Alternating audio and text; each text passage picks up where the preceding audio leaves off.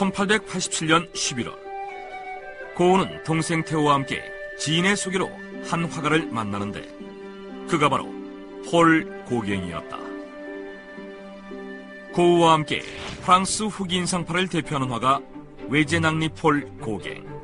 1848년 프랑스 파리에서 태어난 그는 34세라는 뒤늦은 나이에 그림을 시작해 황색의 그리스도, 타이티의 여인들, 캔버스 앞에 자화상 등을 남긴 20세기 미술의 선구자로 평가받고 있지만 고우를 처음 만났던 1887년 고갱은 고우와 마찬가지로 아무도 알아주지 않는 무명 화가에 불과했다. Ces textes sont vraiment vos œuvres? Ouais. 하지만 고우는 고갱의 그림에 매혹돼 사비를 틀어 900프랑을 지불하고 고갱의 그림 3점을 사는데 자신의 그림을 비싼 값에 사준 고우에게 고마움을 느꼈던 고갱은 고우에게 연못가에서라는 자신의 그림을 선물했고 고우는 해바라기 그림 2점으로 화답했다. 당시 고우는 프랑스 남부 아르레 라마르탱 광장 2번지에 있는 옐로하우스를 임대해 살고 있었다. 건물 외벽이 노란색으로 칠해져 있어 옐로하우스라 불린 이곳에서 고우는 자신과 함께 작업하며 그림에 대해 논할 수 있는 동료를 간절히 원했는데 고갱이 그 적임자라 생각했다.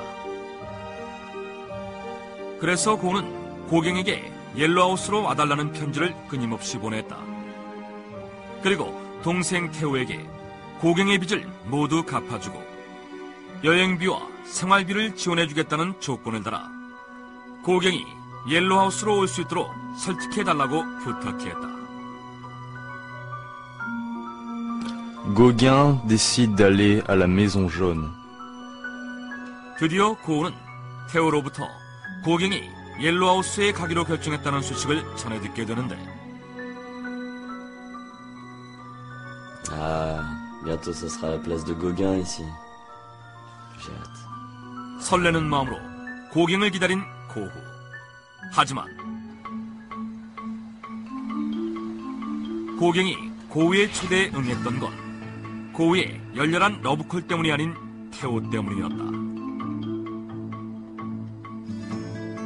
무명화가였던 고갱은 능력 있는 그림 중견이었던 태호와의 관계 때문에 태호의 부탁을 외면할 수 없었던 것이다. 1888년 10월 23일 드디어 옐로하우스에서 고갱을 맞이한다. 고우는 고갱이 머물 방으로 그를 데리고 갔는데 이때 고갱은 고우가 자신을 위해 꾸며놓은 방안을 보고 깜짝 놀라게 된다.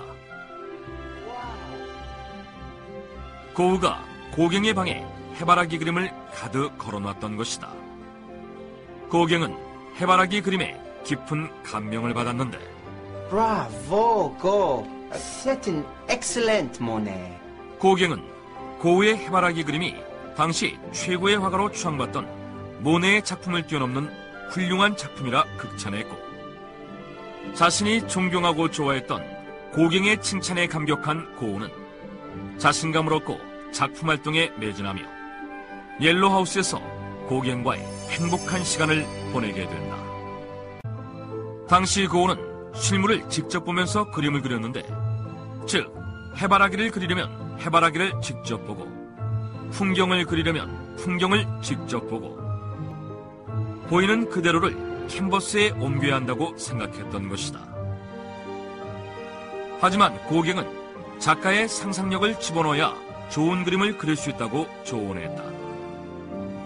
고우는 그동안 다른 사람의 조언을 한 번도 받아들인 적이 없었지만 고갱의 조언은 흔쾌히 받아들여서 그림을 수정했다. 고갱 앞에서만큼은 작가의 자존심까지 굽혔던 것이다. 그런데 안타깝게도 둘의 관계는 오래 지속되지 못했다.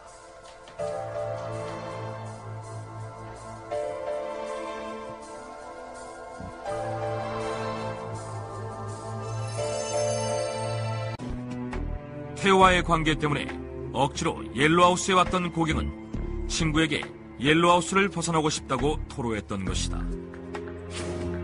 편지를 통해 고갱이 옐로우하우스를 좋아하지 않는다는 사실을 알게 된 고우는 고갱이 옐로우하우스를 떠날까봐 불안감에 휩싸이게 된다.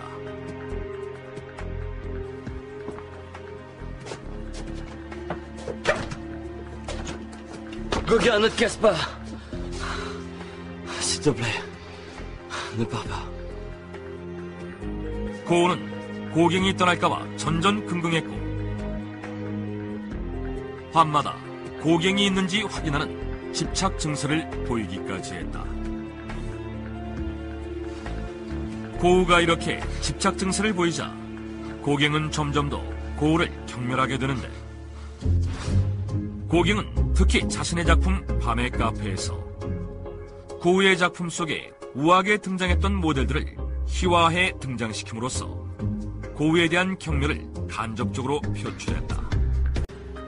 고우가 아끼던 지인들을 타락한 인물로 묘사하는 방법을 통해 고우를 경멸했던 것이다.